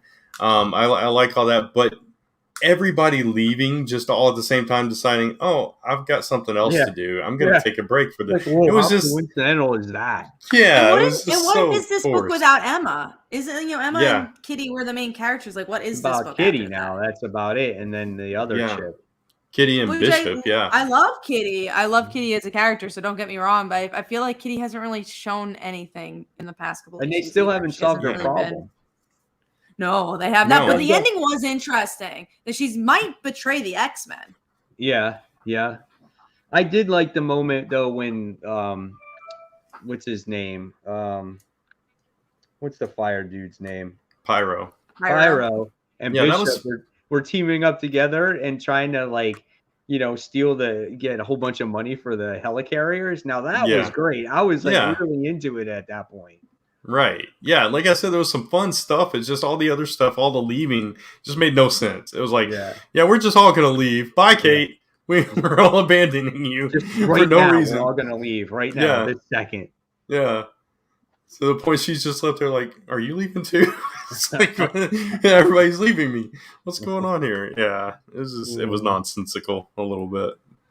All right. Well, that's that. Good riddance to Marauders. And hopefully when we get the new volume that comes out, hopefully it will improve. So let's keep our fingers crossed there. And let's move on to Kat and I's number 1 book, which is Rain issue 1. Rain issue 1. Yeah. I like that. I would have felt really dumb, though, if it wasn't your number 1. But you didn't mention it as your top, so I knew it had to be that. It was pretty obvious. 5-star book. It was yours too, Brant? Was it yours or no? It's either that or you had a number 1. Yeah, it was either that or Dark Ages. I know you guys, just because I had fun with Dark Ages, but I did really like Rain. So okay, cool. I'm glad to have a new indie book that we really like because I feel like it's been a while since all three of us have read like a really good issue one. Yeah. Cool. All right. So let's go on and pass it on to. We got a question down here. Tevi is asking, weekly comic book weekly question. Do you believe Zala is too far gone?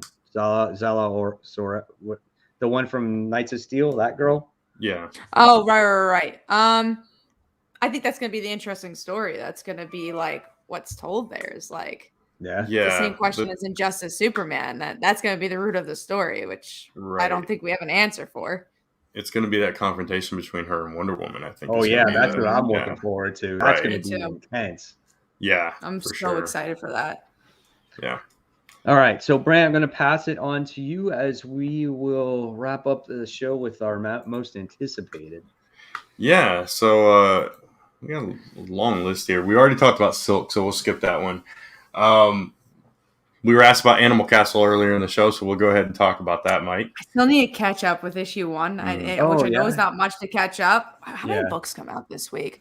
Maybe I'll read it if I don't have too many. If there's a lot, then I might have to catch up later. There's a lot of books, Yeah, that sucks when you have that, yeah. Oh, well, I'll read it in issue 3 maybe. I'll catch up. So when it comes to that book, though, I'm excited for it. I'm very curious to see, like, what the hype still is, like if it still has all the hype behind it, and if the story, or is it just a stray dogs thing? Is it just because it was like stray dogs?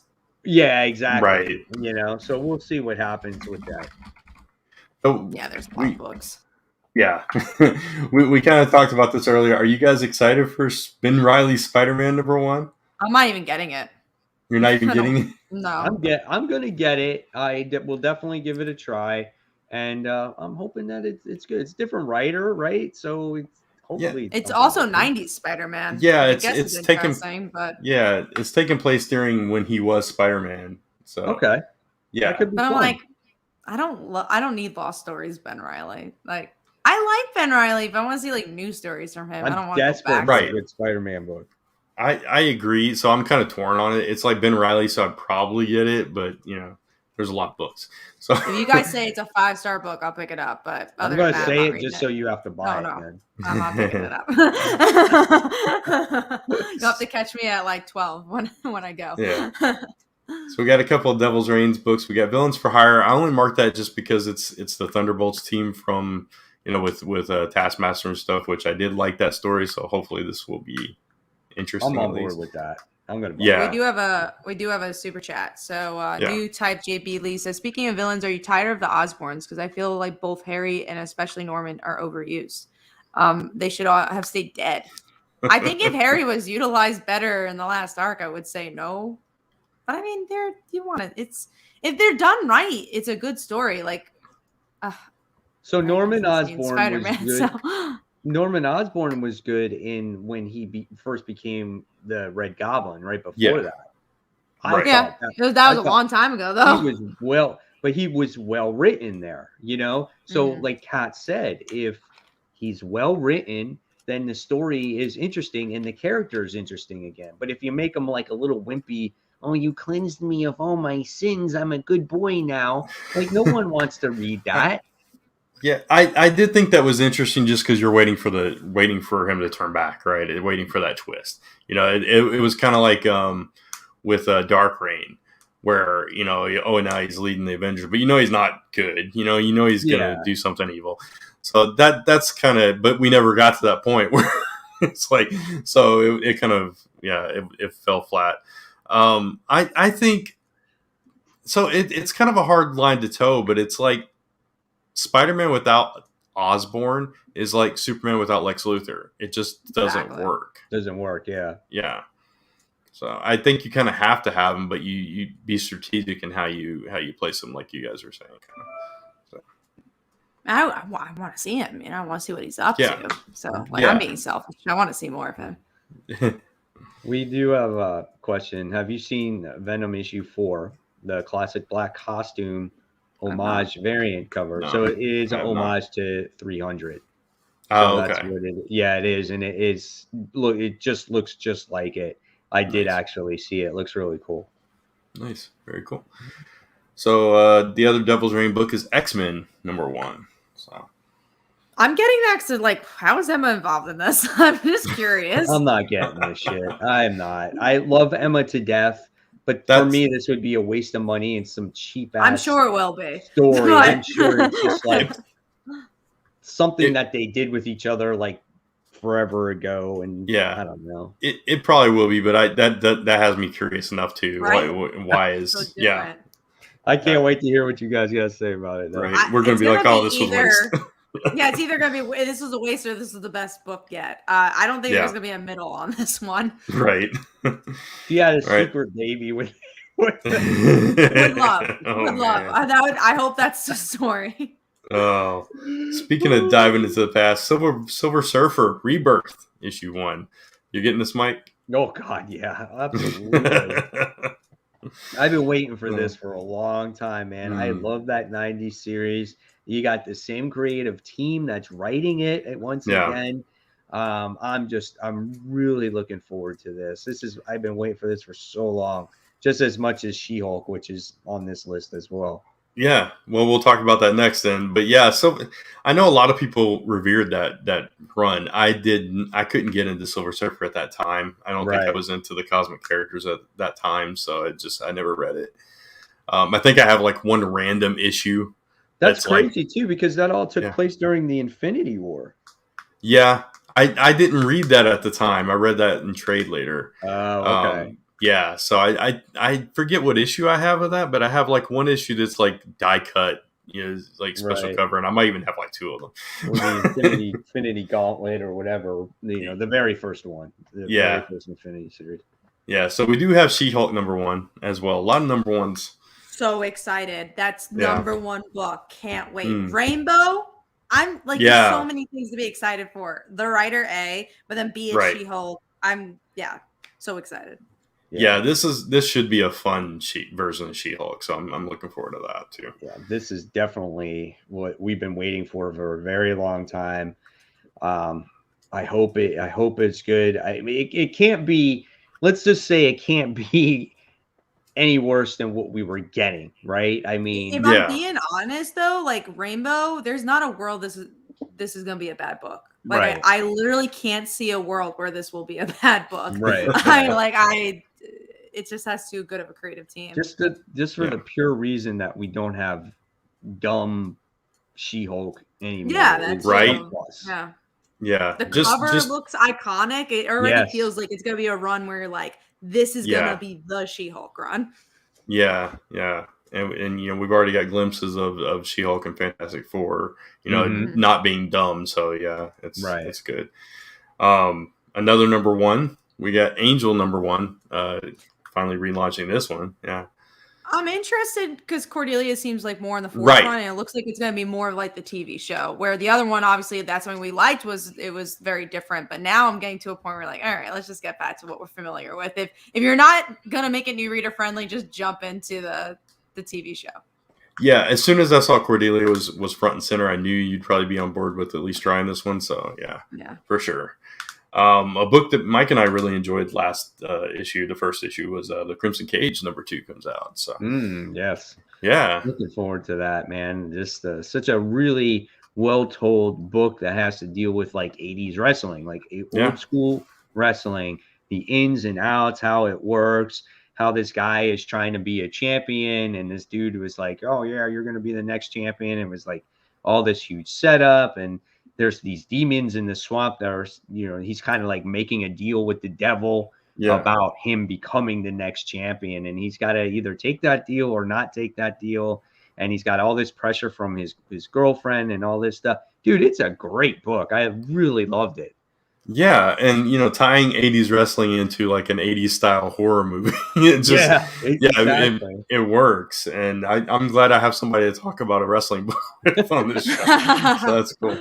So unless it's Flo, it's not going to be me. right, yeah. Poor Glow. Another book that we all read, Seven Secrets 13. Been a while since we've gotten an issue of this book. So. I feel like that's why like my excitement for Seven Secrets has been weird, because it's just like it's been inconsistently released, and I do feel like this arc in particular, or at least the last arc, kind of struggled a little bit for me. It wasn't as exciting as that first arc, but I do hope it kind of goes back to what we know and love from the book.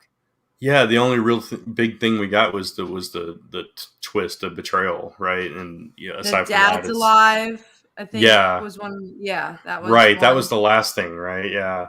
Yeah, I think it's been such a long time. I know. I don't even remember when this came out, but yeah, I'm always curious about it though. It's a fun series. Tom Taylor's writing a lot of stuff, so you gotta understand we get the delays. It's like Saga delays. I mean, this book's always compared to Saga, but let's compare it again. Why not? All right. Let's see. We talked about all those. We got Batman the Night, another #1. Chip Zdarsky. I'm on board. That's pretty much it. That's all you need to know. I don't know if I'm getting this. So let's see what happens, right? Yeah, exactly. Is another Bat book, which is always worrisome. So Brent, you don't know if you're going to get it? Yeah, just because again, it's another Bat book and it's a big week, so we'll see what happens. Understand. Yeah. So we got Superman Son of Kal-El #7, and interesting things going on there. Aqualad's going to team up. You're not going to read this issue or just the book anymore? I think I'm done with it. You're done with it? Okay. Yeah. That's understandable. It's a little slow. I'm going to read for John being bi, but also I do like John. I really enjoy John as a character. Yeah. I like Tom Taylor's writing. Yeah. I do think it's getting to filler zone. Because this is he's teaming up with Aqualad now. And I don't really I like it because they're both queer characters, but I want to get to a plot. It's been a while. That's the problem I have with it too. It's I think they got lost a little bit along the way of what's actually happening in this book. Yes, the character stuff is good.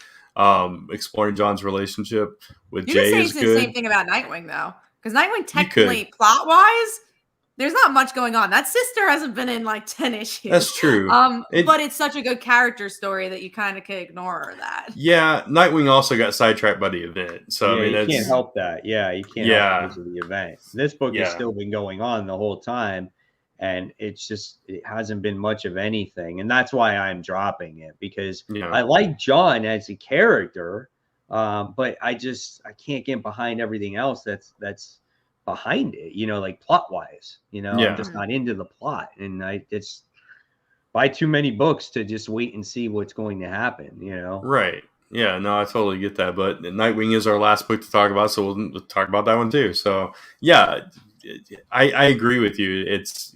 We need to kind of circle back to all the stuff that he's been dealing with before the event sidetracked everything.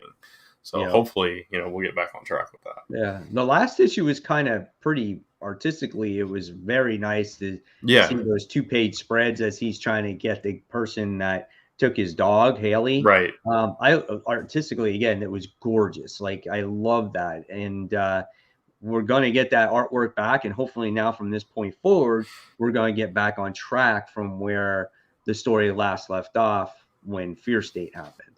Right. Exactly. And that's it for most anticipated. All right. And that's it for the show, right, guys? I think we're done. Yeah. Right. That is it. I'll just mention I do have a Kickstarter, crazily enough, launching this Monday. So go check out the Dancer issue 2. It's going to be on Kickstarter. So I'm going to give the link. We are so close to 300 followers. We're 15 follows away. So hopefully you guys can go check it out. It's about a dancer assassin who witnessed her parents being murdered in front of her and has to actually deal with that psychological trauma. It's a 4-issue miniseries. So hopefully you guys can go check it out. Yeah, and I'll just plug Lisa's upcoming one. It's not that soon as Cats, but it is coming soon. Bloom Pretty. You can find it at bloomprettycomic.com. We've got 150 followers now, so that's awesome. It's a story of romance, obsession, murder, and plant people. How can you go wrong? So go check that out, and I just dropped a link to that as well. Cool. All right, guys. So, and of course, for me, you guys can always find my stuff that's dropping tomorrow. I got my new comic book day. And you can check out all my other videos on the Comic Book Corner 2.0 YouTube channel. And so that's it. So glad we could finally have a whole show and and no internet problems and all that other nonsense. And it was a good show tonight. So thank you all for joining us. And if you like this video, please, before you check on out, please give us a thumbs up. If you haven't subscribed to either channel, either Comic Book Weekly or Comic Book Corner 2.0, subscribe. Don't forget to hit the bell so you don't miss notifications when this show actually happens. I get a lot of comments about that. And then, of course, follow us on the social media stuff, Facebook, Twitter, Instagram, and, of course, YouTube. So, guys, thank you so much. We'll see you next week, and enjoy those comics tomorrow, guys.